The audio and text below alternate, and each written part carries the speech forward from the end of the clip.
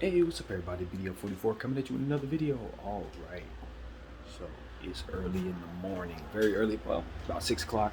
I'm up because I got groceries coming this early, so your boy had to be up, but that is a good thing because we get to talk about a little bit of Laker basketball.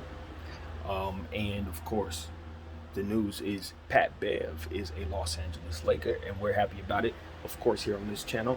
Um, Pat Bev put something up today.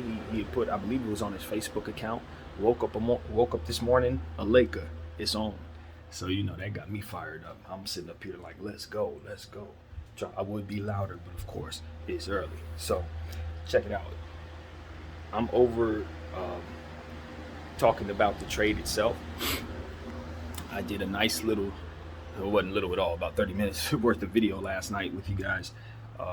Talking about how I felt about the trade and how I felt about THT's fit in Utah, potentially the fit that possibly could take place with Stanley Johnson leaving, and how that affects the squad here in my mind. I think Patrick Beverley, I've talked a little bit about what I think Patrick's going to bring to the table, I believe. I don't remember exactly how much I said about the fit of bringing him in, but what I can say is it's a no-brainer. This is going to be an excellent acquisition for the Lakers. In terms of bringing the player in, having him be a piece for the team, Patrick Beverley is somebody who's going to be a game changer for us on the perimeter and guarding guards, obviously. And as I mentioned briefly last night, I think what is a very underrated aspect of what we've done here, which I think is going to be brought up a lot throughout the season, is the defensive mentality that this Laker team now has, the defensive identity that this Los Angeles Laker team now has when you have Patrick Beverley and Anthony Davis on the same team at the same time. I don't think a lot of people look at Anthony Davis as an elite defensive game changer right now because of how he's been playing, because of his availability as of late. But by sheer default, Anthony Davis, if you give him a good basketball team to run with, a decent team with a center and all these different things that work, he's going to make your defense at least good enough to be the halfway up the mark in terms of you can be the 15th best defensive team in the league with him on a decent team alone. You put great defensive players around him and you start talking about your team turning into an elite level defense. When you talk about how the Boston Celtics were able to get to the finals last year, the identity that they had, defense. Now for them, of course, they're on a much different level because they have interchangeable, switchable players pretty much up and down the roster last year. Everybody was about 6'8" or taller, so it was a different type of thing. But the point is you're able to have a defensive mentality. You're able to put down rosters on the floor that can defend in a multitude of ways. You got a disruptor on the floor like Patrick Beverley, who's going to make life hard for guys who want the game to be pretty.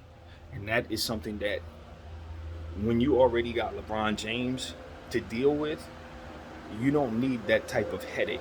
You see what I'm saying? It's like when you think about the different players that LeBron James has played with over the years and how important the defensive guard is. I think about Mario Chalmers. I think about just players he's played with over the years. When you give him a hound dog defensive player on top of all the other elements of the game, you're just giving him a weapon that is like extra to what it is that he probably needs. That's more help, you know what I'm saying, than a player like LeBron James in some cases would need, because now not only you have to deal with the intelligence and the genius of him and all the stuff that he does, but now you got to deal with that piece as well, the Patrick Beverley piece that's causing disruption while you're trying to focus on the strategies coming against you. And in my mind, what I'm saying to you is LeBron James, dealing with LeBron James from a strategic standpoint is too much to begin with, because he's constantly making good decisions. He's constantly putting pressure on the rim. He's constantly doing things defensively that breaks things up as well, even though he didn't get as much credit defensively. He's a nightmare trying to guard just from a what do I do next standpoint, trying to guess what to do next. And then you got to deal with Anthony Davis. Obviously, like I said, everything has to do with the style of play, in my opinion, in terms of how effective Anthony Davis can be for you, because I really, really saw issues for us when we didn't have big men on the floor with Anthony Davis. It didn't give us the same dynamic. Anthony was relied upon to be healthy in situations where he was asked to bang with players that are stronger and players that are just more used to banging or more equipped to bang, I guess. Once you move him to the four, in my humble opinion, put a center in position to do some of those things, now you're getting the best out of Anthony Davis. Now you get to move him back to the position that ultimately allows him to roam, play better weak side, you know what I mean, and ultimately leak out and do things like catch, long passes on the break and stuff like that. Things that Anthony Davis may not be able to do when it's his responsibility to rebound against centers. So all of that, I said, didn't have anything to do with Patrick Beverley necessarily, but what it does do is gives me the understanding that the team that we're running down there this year is going to be more of a complement to us with Anthony Davis. Traditionally, the type of Anthony Davis experience that you expect to get traditionally, I think you will see that this season with this roster, and I think you did not see that last year because of the roster. That's what I'm saying to you. So you get that back into place. Now you're looking at Anthony Davis. You're looking at LeBron James. You're looking at Patrick Beverley, having to deal with him and his antics and his defensive ways. And then you're talking about the young kids that we got. Very, very hungry guys like Austin Reeves, who are going to be coming at you with a certain level of intensity. And the thing that I like about this now is that for Austin Reeves, for Kendrick Nunn, for some of these other guys, THT is not here anymore. So that means that more minutes, better role opportunities for those guys. Stanley Johnson's not here as well. That means the same as well. More opportunities, more of a role for other guys. Now, obviously, the Lakers still have another move to make 130%.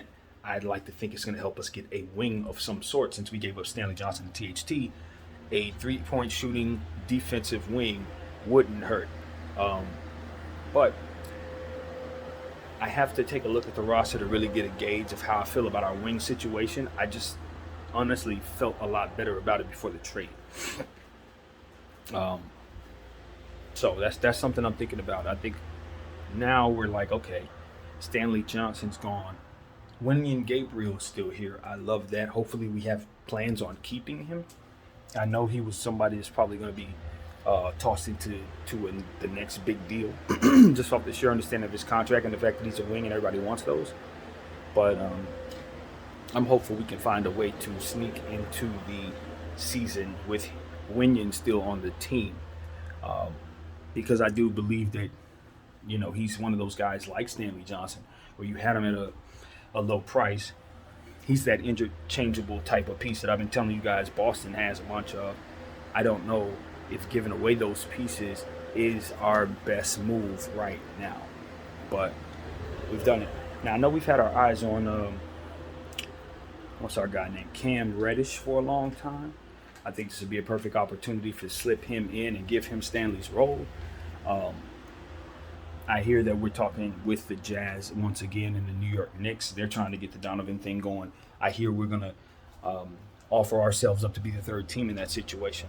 So Lakers need to prepare themselves for what could be the possibility of us giving up our 2 picks to complete our team without being able to get Kyrie Irving. That doesn't mean Kyrie will never be a Laker, but it does mean it makes getting him this season look bleak. It makes it look like the more realistic opportunity for him to be a Laker is next season, which defeats the purpose of all of this different visions that we've had for Kyrie on part of our team. But we also understand that the Lakers feel pressure to start the season without Russell Westbrook, and I think that the pressure to do that, I think, is a bit more intense than maybe I would like it to be for the trades that we have on the table, I guess is what I'm saying. In other words, the urgency to get him out of here is serious. The urgency to give away what we have to get away in order to get him out of here isn't as serious to me. I'm not in love with attaching 2 picks to Russell Westbrook to get rid of him. Not in love with that. I'm in love with attaching 2 picks to get rid of him and acquiring Kyrie Irving. You see what I'm saying? I don't look at Buddy Hield as a guy who's going to solve my problems. He's a 3-point shooter that I really like, and I think he's going to start adding rebounding and passing more so to his game. He's going to be more of a playmaker than he's been before. But, the Buddy Hield development story has not been something that I've followed very closely. So I can't say I'm like, oh, Buddy's this, Buddy's, I don't know. But from afar, the roles he was given didn't give him the greatest opportunity to be consistent, and he wasn't able to be. And so that's what you saw. Not consistent. Shooting numbers that would be great some nights, and shooting numbers would be not so great the other nights. As I said, less intangibles in his game when he's not scoring. Stuff like that was a part of his development experience. So now it's like, all right, is this who he's going to be, or is he going to continue to grow? I have more questions than I have answers. And for the price tag that he is, I need to have more answers than questions. And that's been my thing. Buddy's too expensive for what it is that I'm expecting him to do. He's a nice shooter, role player who's going to be a starter. But I just look around and I say, I still want to see more from Buddy before I'm ready to pay that. And maybe one more season of watching him, step forward as a player will give me a little more confidence. Maybe that'll raise his price tag something crazy too. But my thing is, if I'm looking at players who I believe's price tag is going to be raised crazy, there are other value players that I'm looking at before Buddy Hield that I can get. That can give me some of what I think he'll give me and still give me the upside that I'm looking for a less price. So these are the little things that I'm saying. Doesn't necessarily mean that they're actually out there. You know what I mean? You can have those as hypotheticals, but until you actually find a piece, maybe you don't feel that way. But I'm just telling you that the inconsistency, the 0 for 7 game, the 0 for 10 game, I know that game exists in Buddy's game. I know that when he has that game, he's not going to give you but like 1 assist. I know that he didn't probably do too much defensively. And so these are the type of things that I'm like, all right, because I know that game is coming, when we acquire him and it happens and Laker fans start booing and talking about trading him, I'm telling you, I already see that. That's already in my head today. So it's like, I don't want to be so pessimistic about Buddy because I think he could be a hell of a piece for this team and I'd love to bring him in. But my expectations are tempered. And I understand there are going to be moments where he's going to be playing a certain way and I'm going to want him off the floor. And that's already understood before he gets here. So if that's the case, why am I trying to, I don't acquire players when I have that mentality about them. If I know I got to manage them to that degree, I just went through that with Russell Westbrook. I don't want to go through that to a lesser degree with a player who's going to be expensive as well for his own right. To do what exactly? When I don't think I can win the championship necessarily by making this trade? No. And I'm giving up what to otherwise allow me to get Kyrie Irving? Nah, I'm not doing that. I'm doing that. No, I still got to know that Kyrie Irving can't be acquired. Key word is can't be, not the fact that the Nets are deciding today that they're going to go back to the drawing board. They decided 2 months ago that they were going to trade him. They decided a month ago that KD wasn't going to be there. They decide something different, and so we have to understand that they changed their mind. This is a franchise that has to work themselves out, and just because they've all sat down and agreed they want to work themselves out doesn't mean that they've done so.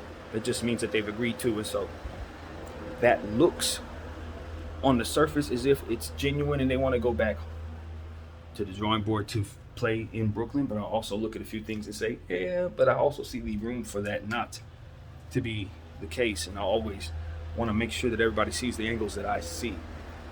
And so I think the Nets Kyrie Irving situation is still very much an unknown for the LA Lakers, and until they have an understanding, I don't think they should make a move. And don't let that understanding come from the Nets' mouth. Certainly not Sean Marks. Absolutely not.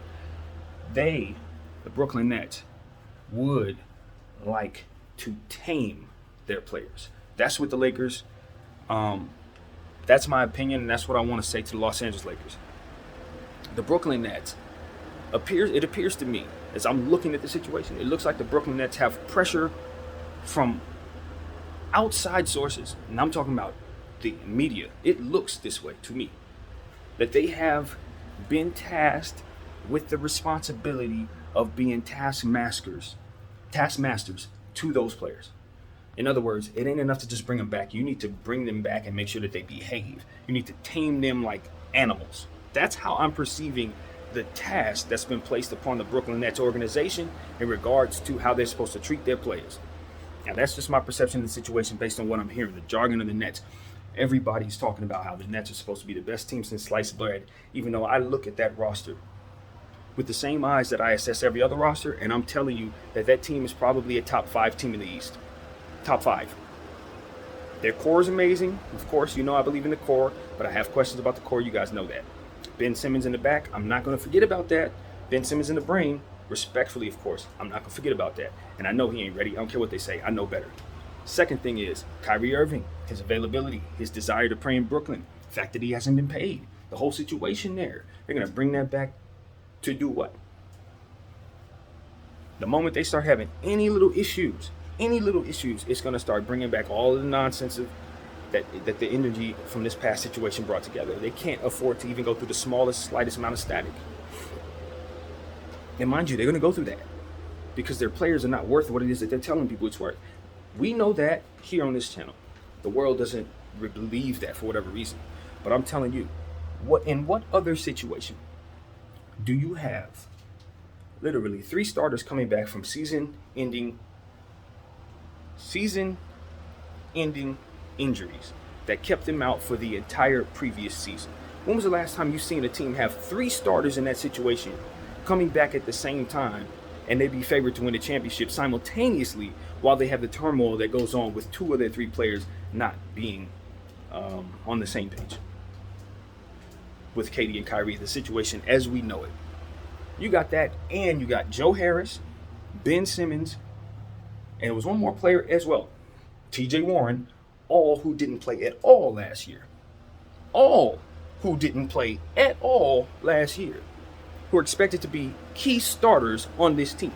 And those are key names that they're selling you that are going to be very, very, very important to this team winning the championship. And they want you to believe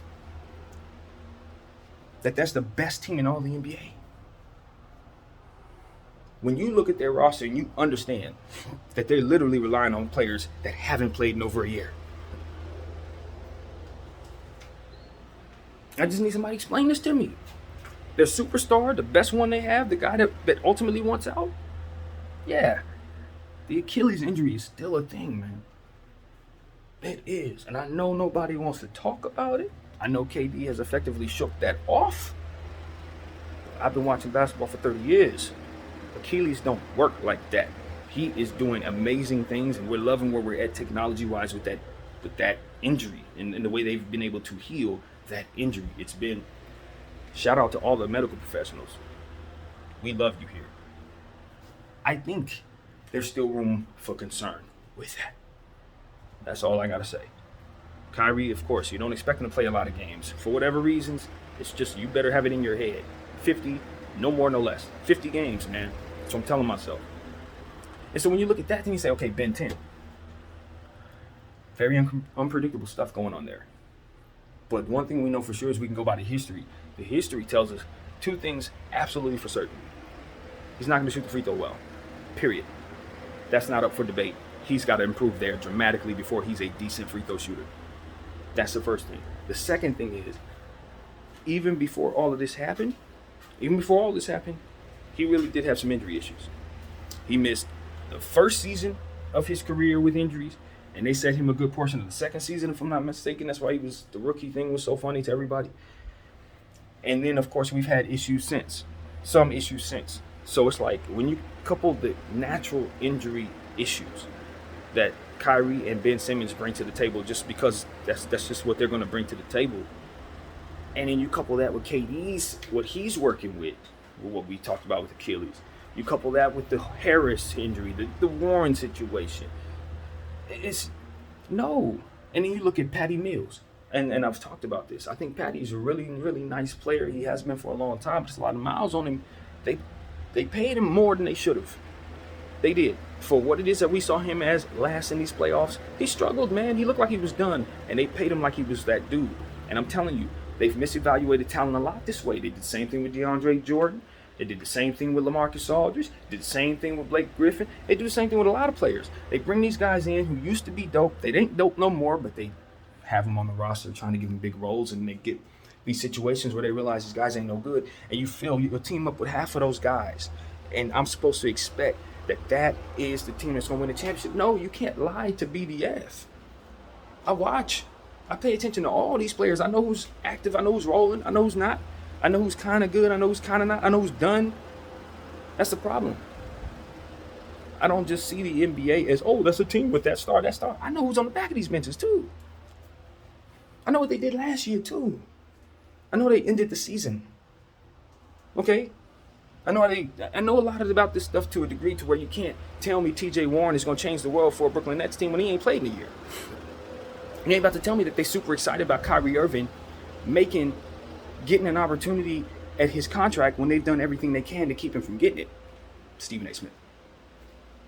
See, that's the part that bothers me as a fan, in sport. That particular thing that I'm seeing Stephen do, particularly, it doesn't sit right with me, because what he's essentially saying in selling the Brooklyn Nets is the best thing since sliced bread, that all of these things that he raised me, basically, as somebody who watched him since I was a kid, to pay attention to as flaws, I'm supposed to ignore because it's the Nets. That's what I don't like. And the bigger point of it, my actual point is, he has made it a point to sour Kyrie Irving's name. He has made it a point to tell all of us that this man don't play basketball enough, he don't come to work, that he didn't take the vaccine, that he's disruptive, that the flat earth stuff was a certain way to be seen as, and that he didn't agree with his choices in regards to philosophizing and stuff like that, although he didn't speak as much about that. He's mentioned how that's a different aspect of Kyrie's personality, and it does affect how he's being viewed. He speaks on these things. Stephen A., you are the number one reason why Kyrie Irving ain't about to get that contract. You're the number one reason why he doesn't have an opportunity of getting that contract coming up this upcoming season. He's not going to get it. And you know he ain't going to get it because you made sure of it. You and your cronies, your bosses, and your peers put Kyrie Irving in a position to look worse than he actually needed to look, so that the possibility of him getting that contract looks bleak. And you're selling the American public on the opportunity of him getting that contract to try to tell us his team is really, really good. Yeah, because Kyrie's playing for a contract. No, he's not playing for a contract because of you. You made damn sure of it. By vilifying the hell out of him for the choice that he made and not bringing up why he did it. None of these guys want to tell you why he did it. None of you want to tell you why he did it. Why did he do it? Because he was standing for people who did not have an opportunity to keep the jobs they needed, because they were afraid of something that they did not understand and were forced to have it put into their bodies. That was his point of view. That was why he took it. I know Max Kellerman has asked us, why did Kyrie, I think it was Max said it, why is Kyrie taking Max? That's why, bro. Because in his mind, he was standing up for people who couldn't stand up for themselves. People who had one line of income in a lot of cases, and a bunch of kids in some cases, and didn't know if a vaccine was going to affect the way they reproduce in the future, didn't know if the vaccine was going to give them heart problems. How can a mother of 5 take something like that?